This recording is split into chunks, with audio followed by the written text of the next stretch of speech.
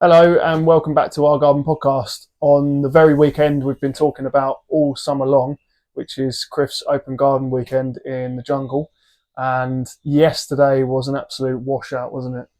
Yeah, it was a nightmare, wasn't it? And I think looking back when I first started planning it about 7 months ago, I think it was. I decided to do it over 2 days because you just don't know, do you? Yeah, it was a And good shout. glad I did.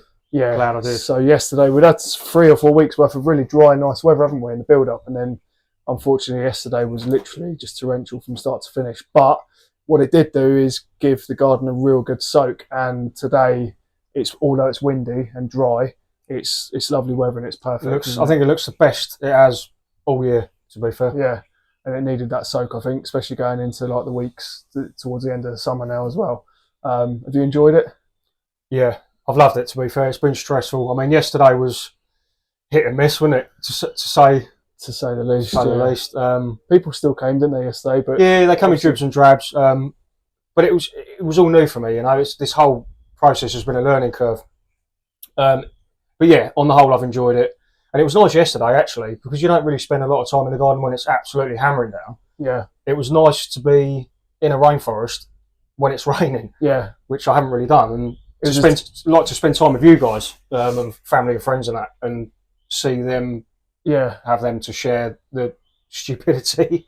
It was nice. I mean, for me as well, like walking through, because obviously when it's raining, you generally stay inside, and even when you're into your garden, you know, you guys will know that watching and listening, it's when it's raining, you want to make the most of the garden after it's rained or before, and when it's actually hammering it down, you very rarely go out to your own garden, do you? But you know, almost to be forced into a situation where you need to be outside, walking through the canopy yesterday with the torrential rain on top, and you could barely feel a spot of rain, but you can hear it around you. It literally felt like you was in a rainforest. Yeah, yeah. I mean, even when you've been here after a downpour, for half an hour after that, you still get drenched. I mean, the huge foliage, you know, you've got to fight through it, and you do still get drenched. But I mean, even a day later as well, the drips on you bought probably 3 changes of clothes with you, didn't you? Yeah, and they did every one, plus some of mine. Yeah.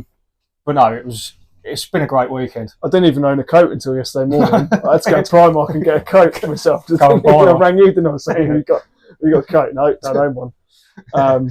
So yeah, but no, it was a really good day. And then today we've had a lot more people come. You've had a lot more people come today, haven't you? And people that you've not met before from Facebook groups, tropical Facebook groups and stuff that have come and met some lovely people. Ones I've had conversations with prior, and you know they've had to reintroduce themselves because you just forget. I mean, this little community of tropical growers, and even people outside tropical growing that still follow the tropical side of things. Yeah, you know, it's a really nice family sense of. You can just tell that everyone's come, have been fully appreciative and almost in awe of like what you've achieved in such a relatively short space of time. It's really surprised me. I mean, I felt really downbeat about things Friday night. You know, the weather was just awful. And I've put a massive amount of effort into this. You know, it's not just the gardening side of it; it's the reptiles, the amphibians, the arachnids, and everything. You know, there's a lot of people that I've met by setting it up and doing that, and things I've learned. You know, with that side of things. And when you've got a smaller garden, like I say, it's not a big garden, is it, by any means?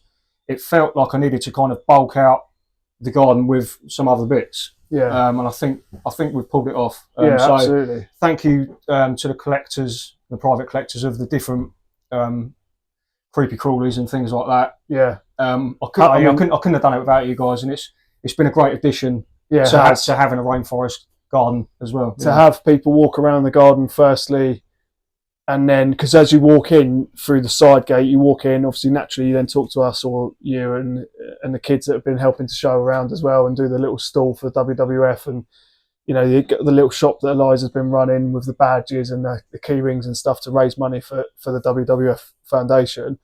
And then obviously you then walk around the garden, but then at the end to have that conversation about the garden, and then they're going into the conservatory and seeing the poison dart frogs, the land snail, the snakes in there, the spiders in there, the bird eating spiders in there. What's the Pac-Man frog? Pac-Man frog, the stick insects. So it's been like a real experience, especially for the kids that have come with their parents and stuff. It's been great, hasn't it? Yeah, that was always the goal. I think when doing something like this, especially for the WWF, you've got to kind of make it for the adults and the kids. Yeah. You know, we've had plant collectors here. They're obviously here for the plants, but if they bring the kids along, the kids don't want to see rare plants. They want to see snakes, spiders, and that. So it's I think it's catered for all. And it's introducing that, you know, the younger generation, even though there's been, maybe 10 kids in total come? Yeah. But it's introduced them to something completely different to what they would ever see in a normal kind of mate's garden or parents' friends' gardens, isn't it? It's just something totally unique, which hopefully has opened their eyes to thinking, oh, maybe one day I can have a garden like that. Or, you know, we do this for, you know, for the next generation. This is what the rainforests are for. This is why we raise the money that we do for it. So thank you to whoever donated as well, because it's, you know, without you guys, we couldn't do things like this. Yeah, the WWF wouldn't exist. No, and I think without them, the rainforests will be in a massive state. Oh, I mean, it's unbelievable the work they do, isn't it? And like every penny that you've raised has gone towards that. And obviously, I'm guessing you're going to do it in future for them as well. I think so. Yeah. It's been worthwhile. And the pack they sent you with all the bits and pieces that you've been able to use for the merchant to sell that on and raise money, isn't it? They're great.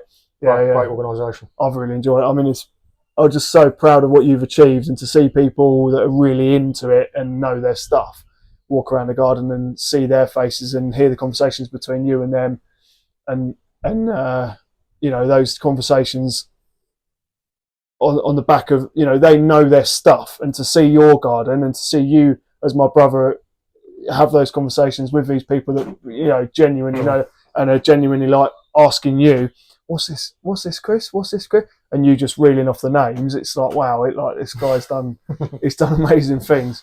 And obviously being in the paper in the last couple of weeks as well, you know, the national papers, the local papers, it just seems to have caught light, doesn't it, It's been a big week for the garden. It really has. And, you know, it's so warming. Yeah. Like I say, it is quite a small group of people that do this sort of thing. But to have, like I say, national newspapers, local newspapers want to share the small garden that I've made, it's great. Imagine what you do with a big bit of land, eh? Yeah, well, that's the plan. that's the plan. Yeah, it's been brilliant. It's been lovely to be a part of it for these last couple of days. And thanks for your help as well. Massively. No, I haven't done anything. I've just walked around really in awe of what you've done. So honestly, it's been brilliant. And I think, like I say, even with the rain yesterday, it's then turned today into a better day than what it potentially would have been on the Sunday, isn't it? So it's been really good. And obviously we'll share some footage over the next week of what we've seen over the weekend. And then next week you got the National Garden Scheme coming to have a look, hopefully. Yeah.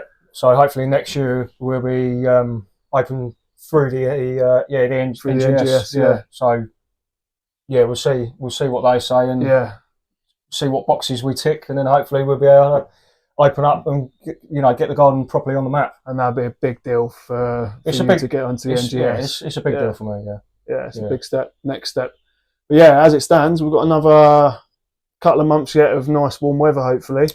Going into October, like if there's anything like last year, we've still got a good couple of months worth of gardening and growing weather, and then it's all about getting ready for the autumn and the winter, isn't it? So we will continue as always with these regular updates and the long form and the shorts and stuff during the week, and obviously hit subscribe if you like what we're doing, and we will catch you all again in the next few days. So thanks again for to everyone that supported Griff over the last few days, family, friends, and people that have come to see the garden on Griff's first ever open weekend with the jungle. And we'll catch you on YouTube and wherever you're finding us again very soon. Thank you, guys. See ya. Thank you.